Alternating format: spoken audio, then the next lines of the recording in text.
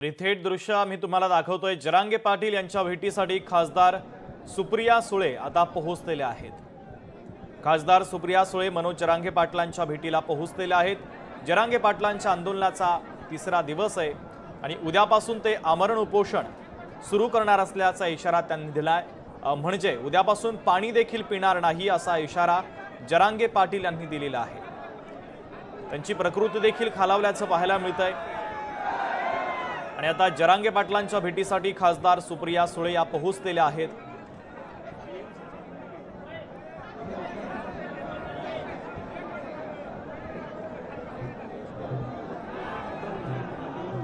तर मनोज जरांगे सध्या आराम करतायत आणि सुप्रिया सुळे देखील व्यासपीठावरती पोहोचलेल्या आहेत। आझाद मैदानात आंदोलकांच्या भेटीसाठी खासदार सुप्रिया सुळे पोहोचलेले आहेत। मनोज जरांगे सध्या आराम करत आहेत आणि सुप्रिया सुळे देखील आता व्यासपीठावरती आपल्याला पाहायला मिळत आहेत। आमच्या प्रतिनिधी भाग्यश्री प्रधान आचार्य या संदर्भातले अधिकचे अपडेट देत आहेत। भाग्यश्री, खासदार सुप्रिया सुळे आता जरांगे पाटलांच्या भेटीला पोहोचलेल्या आहेत। खासदार सुप्रिया सुळे जरांगे पाटील यांच्या भेटीला पोहोचलेले आहेत। खरं तर शरद पवार देखील येणार असल्याची माहिती होती, मात्र अजूनही ते पुण्यात असल्याचं कळतंय, त्यामुळे ते काही येतील आज भेटायला असं वाटत नाहीये। मात्र सुप्रिया सुळे पोहोचलेले आहेत।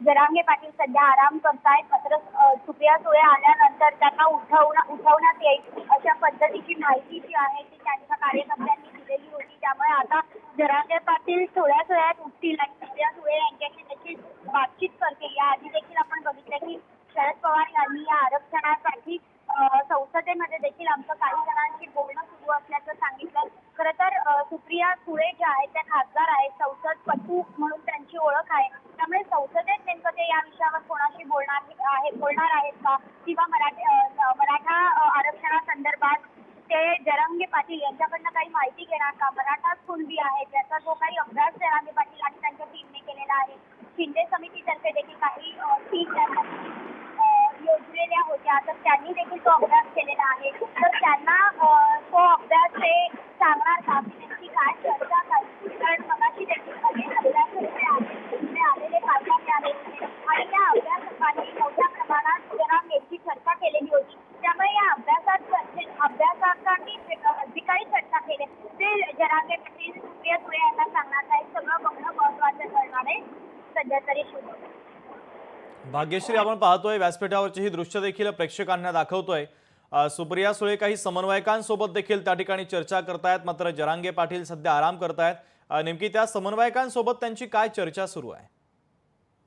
आपण बघतोय की समन्वयकांसोबत देखील त्यांची चर्चा सुरू आहे की आता त्यांना उठवायचं की नाही उठवायचं या संदर्भात चर्चा सुरू आहे आणि त्या संदर्भात त्या सूचना देताना पाहायला मिळतात की नेमकं काय करायचं। तर त्यावर समन्वयक सांगतात की तुम्ही एवढ्या लांबून आलेला आहात, त्यामुळे उठूया आपण जरांगे पाटलांना, अशा पद्धतीची चर्चा सुरू आहे। मात्र नक्कीच जरांगे पाटील सुप्रिया सुळे आल्यात म्हटल्यावर उठतील आणि त्यांना भेट देतील यात काही शंका वाटत नाही शुभम मला तरी। भाग्यश्री, जरांगे पाटील हे जर आराम करत आहेत आणि त्यानंतर ते उठले तर सुप्रिया सुळेंसोबत महत्त्वाची चर्चा देखील होण्याची शक्यता आहे, त्यानंतर पत्रकार परिषद वगैरे काही होऊ शकते का?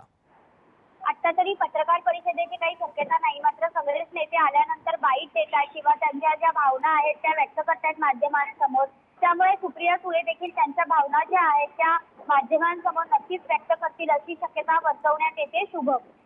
अगदी भाग्यश्री, आपण पाहतोय काल देखील शरद पवारांनी आरक्षणाच्या संदर्भात भूमिका मांडलेली होती। शरद पवारांची प्रतिक्रिया देखील आपण प्रेक्षकांना दाखवली होती। त्या भूमिकेच्या संदर्भात काही चर्चा आता जरांगे पाटील आणि सुप्रिया सुळे यांच्यामध्ये होऊ शकते का? नक्कीच होऊ शकते। मी म्हटलं तसं की संसदेत हा विषय जावा असं शरद पवारांना वाटतंय, कारण हा संपूर्ण देशाचा विषय आहे। अनेक देशामध्ये अनेक जाती आहेत ज्यांचा अशा पद्धतीचा प्रश्न निर्माण झालेला आहे, त्यामुळे संपूर्ण देशामध्ये हे आरक्षण लागू हवं अशा पद्धतीचं किंवा अशा पद्धतीच्या आरक्षणासंदर्भात तोडगे निघायला हवेत। यासाठी संसदेत देखील आम्ही यावर चर्चा करतो, योग्य त्या व्यक्तींपर्यंत आम्ही पोहोचून चर्चा करणार असल्याची माहिती शरद पवारांनी दिली होती। त्यामुळे जरांगे पाटलांकडून अधिकची जी माहिती आहे किंवा मी म्हटलं तसं अभ्यासकांशी त्यांनी काही चर्चा केलेली आहे, तर ती चर्चा जरांगे पाटील सुप्रियाताईंपर्यंत पोहोचवतात का हे बघणं देखील महत्त्वाचं आहे। शुभम. अगदी भाग्यश्री, जरांगे पाटलांनी आता सरकारला इशारा दिलेला आहे, उद्यापासून आमरण उपोषण करणार आहे. म्हणजे आतापर्यंत ते पाणी पित होते, मात्र उद्यापासून पाणी पिणं देखील बंद करणार असल्याचं त्यांनी म्हटलेलं आहे. आणि आता या संदर्भात सरकारी पातळीवर काही हालचाली सुरू होतील का? नक्कीच, कारण आता बघतोय की गर्दी देखील प्रचंड वाढलेली आहे. त्यातच आजच जरांगे पाटलांनी सांगितलेलं आहे की उद्यापासून ते पाणी पिणं देखील बंद करणार आहे. त्यामुळे एकंदरीतच जर बघितलं तर त्यांची तब्येत आधीच नाजूक आहे, कारण अनेक वर्षाचे उपोषण करतात आणि सातत्याने उपोषण केल्यामुळे एक दोन दिवसातच उपोषणाला बसले की त्यांची तब्येत नाजूक होते. आज देखील काही डॉक्टर्स हे आले, ते त्यांना तपासून गेलेले आहेत. शुगरची शुगरसाठी रक्ताचे नमुने त्यांनी घेतलेले आहेत, मात्र त्याचा काही रिपोर्ट अजून आलेला नाहीये. परंतु जर बघितलं तर जरांगे पाटलांची तब्येत यामुळे खालावू शकते आणि त्यांना जर काही त्रास झाला तर डायरेक्टली ते सरकारच्या अंगलट येऊ शकतं. त्यामुळे या सगळ्यामध्ये सरकारची भूमिका अतिशय महत्वाची आहे. म्हणूनच आपण बघितलं की कालपासून ज्या बैठकींना वेग आलेला पाहायला मिळतोय, हालचालींना वेग आलेला सरकारचा पाहायला मिळतोय, ते त्याचसाठी आहे. याचबरोबर मुख्यमंत्री फडणवीस यांनी देखील सांगितलेलं आहे की लवकरात लवकर काय तो तोडगा काढा. विखे पाटील आहे, शिंदे समिती आहे, गिरीश महाजन आहे, यांना देखील यामध्ये मध्यस्थी व्हायला सांगितलेलं आहे आणि लवकरात लवकर तोडगा काढा, माझ्यापर्यंत या, चर्चा करा जरांगेंशी, अशा पद्धतीने त्यांची समजूत घालूया, सुवर्ण मध्य काढूया, अशा पद्धतीच्या सूचना फडणवीसांनी देखील दिलेल्या पाहायला मिळतात. भाग्यश्री, आपण पाहिलेलं आहे काल निवृत्त न्यायमूर्ती शिंदे समिती जरांगे पाटलांच्या भेटीला पोहोचलेली होती. त्यानंतर शिंदे समितीनं आरक्षणाच्या संदर्भातील जी मंत्रिमंडळ उपसमिती आहे त्या समितीसोबत चर्चा केली. पुन्हा एकदा शिंदे समिती जरांगे पाटलांसोबत चर्चा करण्यासाठी येऊ शकते का? नक्कीच येऊ शकते, कारण त्यांनी काय सांगितलं होतं की पहिले विखे पाटलांबरोबर चर्चा केली, त्याच्यानंतर त्याच्यात काही मुद्दे मांडले, मग ते येऊन त्यांनी जरांगेंना सांगितले. मग जरांगेने पुन्हा त्यांना सांगितलं की मी ऐकायला तयार नाही, मला आरक्षण हवं म्हणजे हवं. आणि या सगळ्यामध्ये आता जर बघितलं तर परत ते गेले, त्यांनी पुन्हा फडणवीसांना, विखे पाटलांना, गिरीश महाजनांना जरांगेंचा निरोप पोहोचवला. आणि आता आपण बघतो की जरांगेंचा निरोप पोहोचवल्यानंतर पुन्हा एकदा अभ्यास करा, या संदर्भात सूचना ज्या आहेत त्या फडणवीसांना देखील देण्यात आल्या.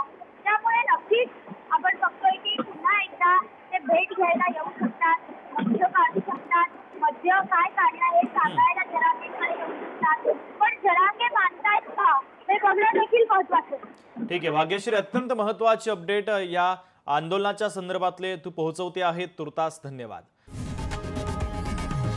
लोकशाही मराठी ऐका, पहा, जागरूक रहा.